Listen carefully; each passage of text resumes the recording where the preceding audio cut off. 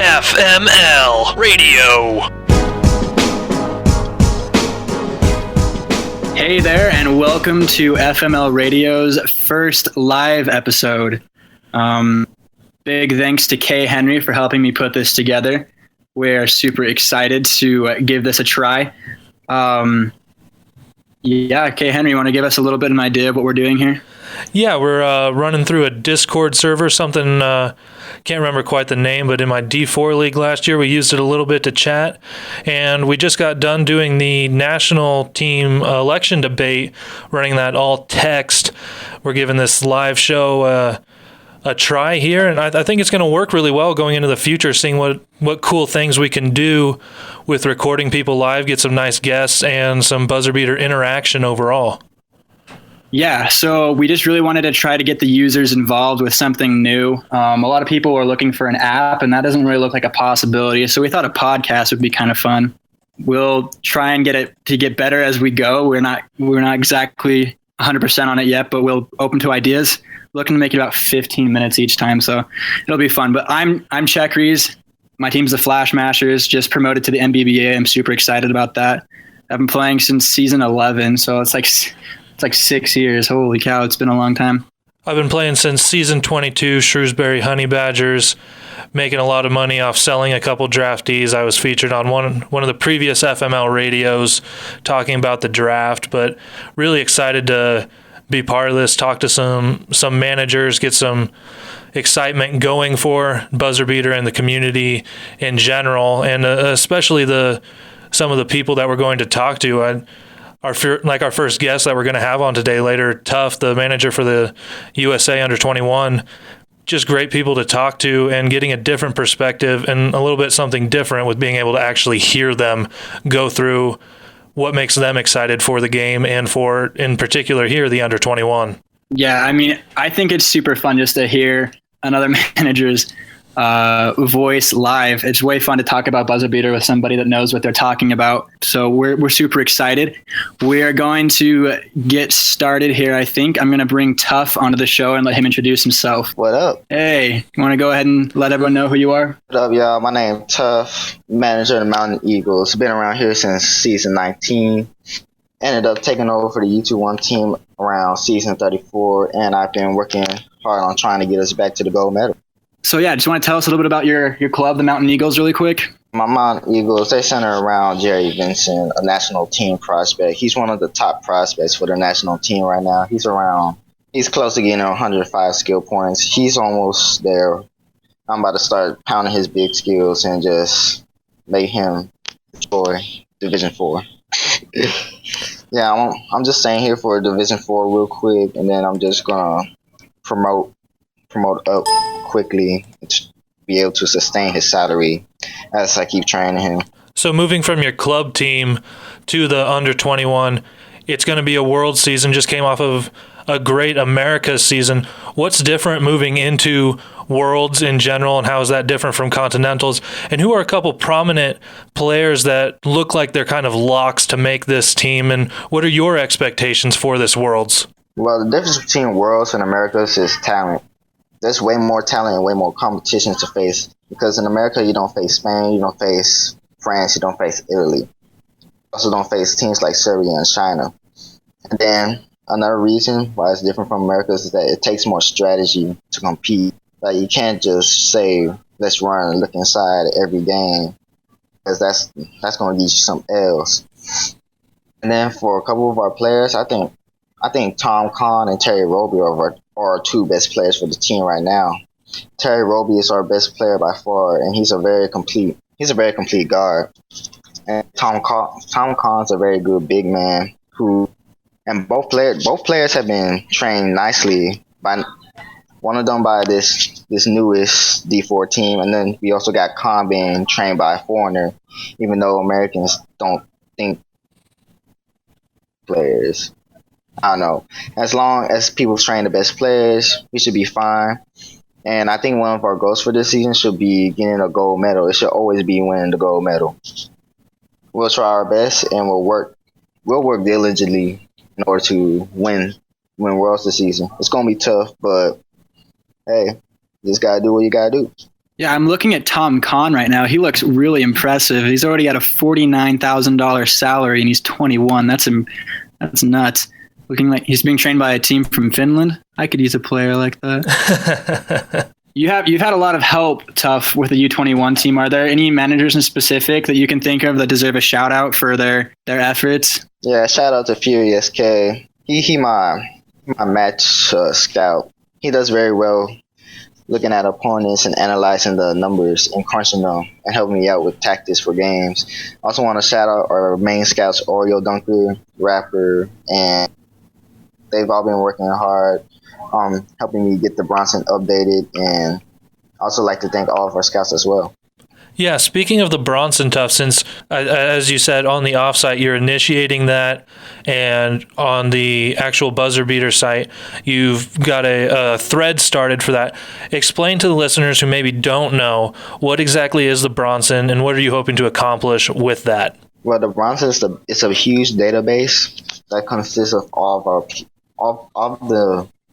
of our prospects for NT and our U21 squad.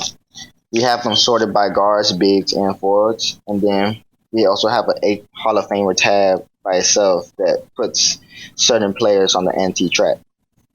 Then also got Small Fry to help out too on this, as he's now implementing some of his players on the Bronson as well.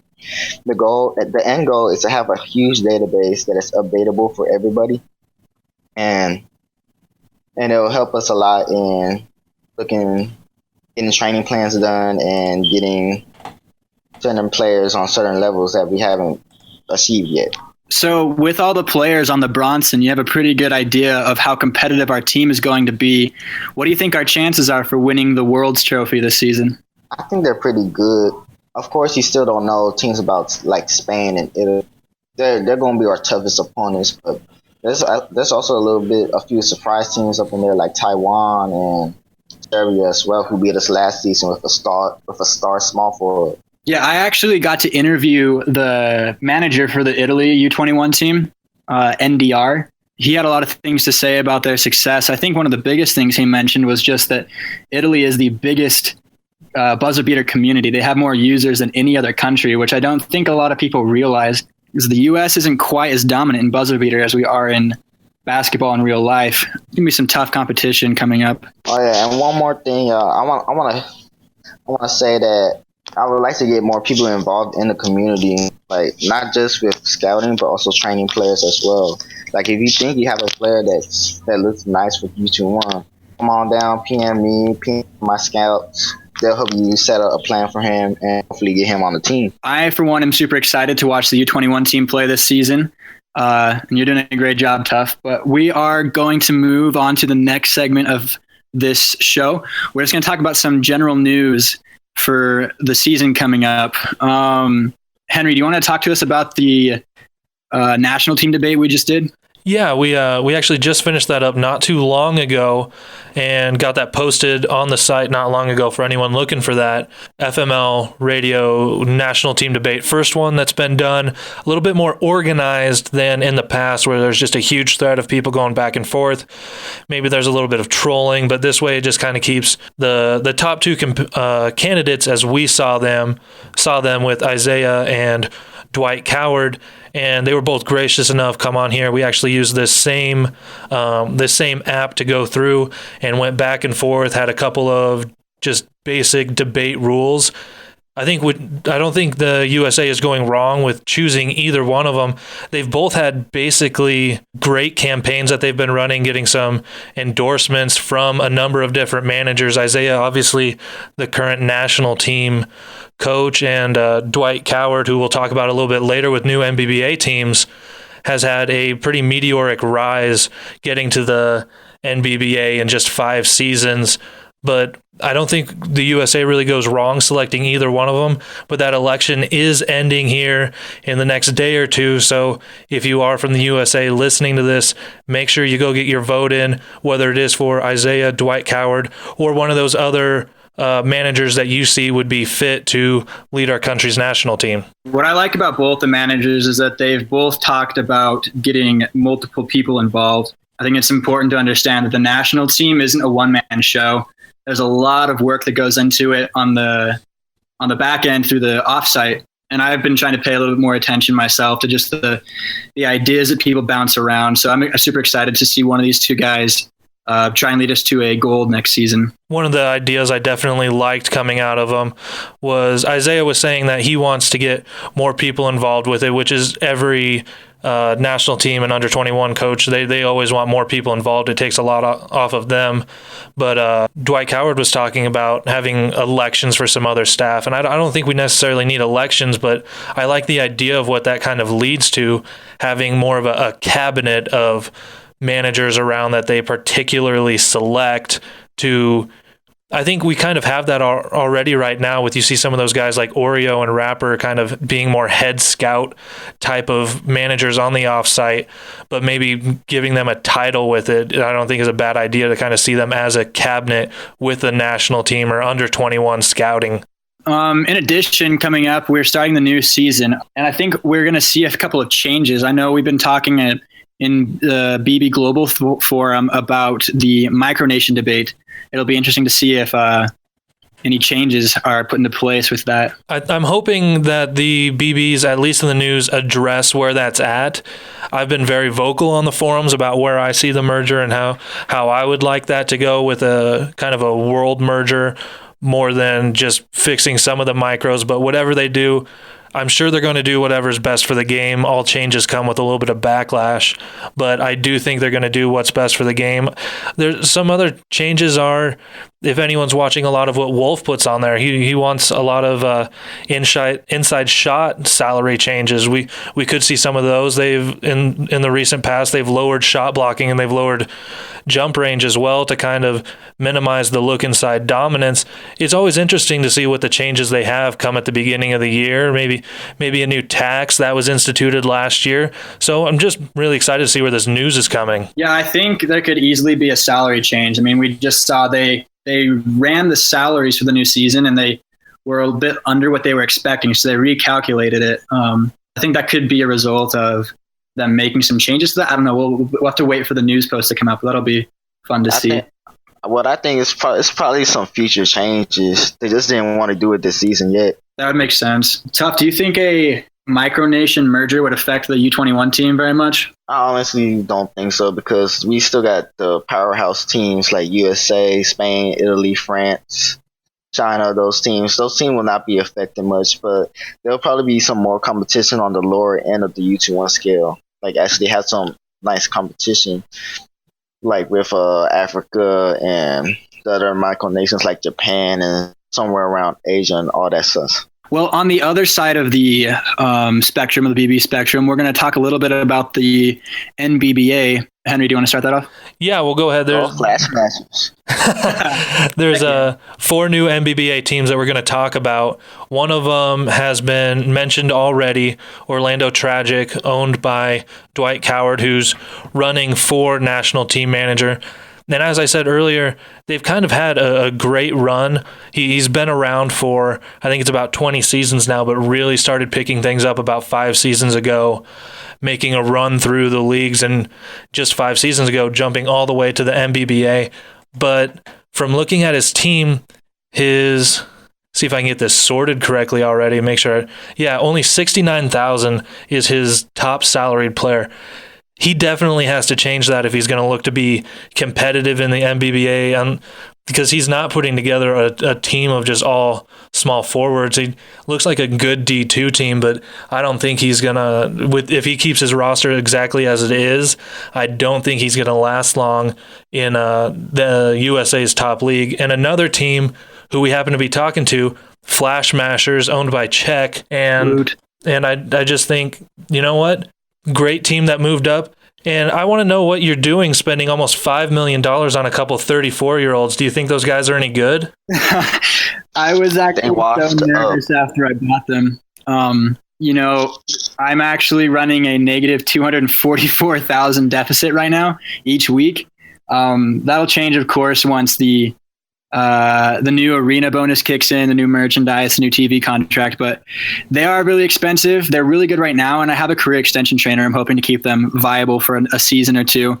I think Reedy's going to be on the national team, so that'll help out a bit. Soto could possibly be, but I don't know. I'm looking at the NBBA salary statistics right now on Buzzer Manager, and I am a far cry behind Up Syndrome in salaries. He's running a team with $895,000 in salary, which is nuts.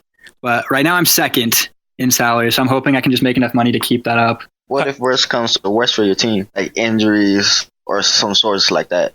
I'm just hoping to stay in the league this season. I don't think anyone can really beat Up Syndrome. So as long as I can get 11 to 12 wins and stay in the league, I'd be fine. Even if that means, if it comes to the end and I really can't do anything besides sell everybody to stay financially active, that's fine. I'd sell everybody and just train some good Hall of Famer prospects for the national team. I think that'd be just as fun as competing in the NBBA. So, Chek, who are a couple of those other NBBA rookie teams, if you will, moving in with you? On the other end, we have the Izaka Iguanas and the Marshland Mammals. And again, looking at this salary list, out of the lowest 5 teams, 3 of them are new teams coming in, the Orlando Tragic, Izaka Iguanas, and the Marshland Mammals.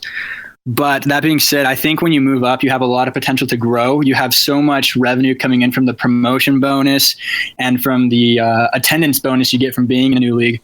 So I think we're going to have to see if the Mammals and the Iguanas make some big moves here. Orko's a great manager, and I actually played with the Marshland Mammals back in Division 3.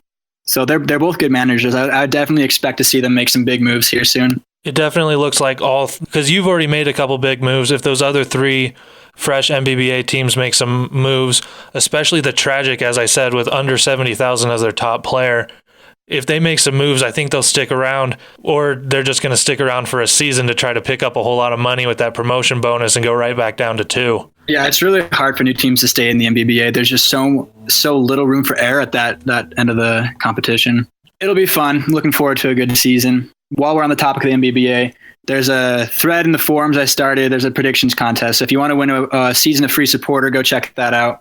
Right now, we're going to move to a different segment each week on this. If we do a live segment, I want to kind of spotlight a team and just talk about their position in buzzer beater. And this week, we chose to talk about the Lawrence Lancers, managed by Nick 22. Right now, they're in Division 3.9. Tough, you know a little bit about Nick 22. You want to tell us a little bit about his team? Yeah, he has a second team, and he has like a few prospects he's managed there. He has a few prospects he has in his main team as well. He's a head scout one of the head scouts for the U21 team, managing for a long time. And actually, in the last 2 seasons, in season 33, the Lawrence Lancers were tied for first in their league, and they ended up losing to Pyramid of Success in the playoffs with a massive fourth quarter comeback by the Pyramid of Success team.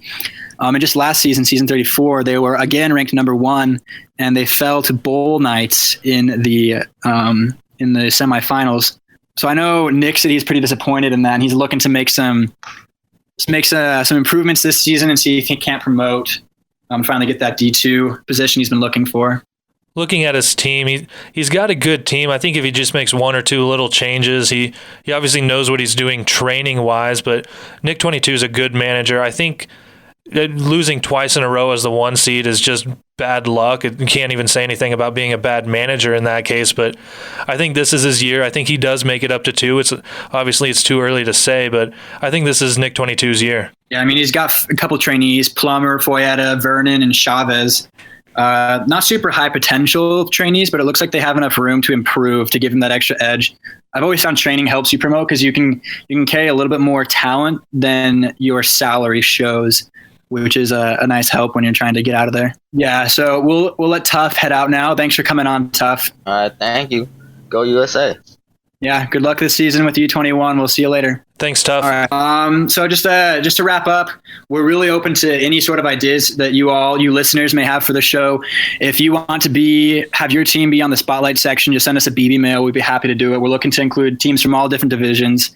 We're hoping to do this once a week, but this is a little bit harder than the written segment. So if we have time, we'll try and get it out. I think this is just a really kind of a fun thing to do. Yeah, I think this is something that can definitely grow, especially if we get a few more people on board that maybe we can spotlight from time to time things going on. Obviously, right now it's super easy with the national team election and then looking at where the under 21 is coming in while the rest of the world just waits for Worlds to get going and the Rep A finished up. But I mean, if we can do one once a week, I think that'll be great. Like Chek said, just send us a BB mail if you've got ideas for the spotlight or just ideas in general for the show. I think this is something that'll be great. And obviously FML Radio was already good, but let's see if we can make it a little bit better. Yeah, and a big shout out to Henry for putting this together, the audio part, and for editing it. He's a wizard with that part of it. So thanks for tuning in, and we will see you next week on FML Radio.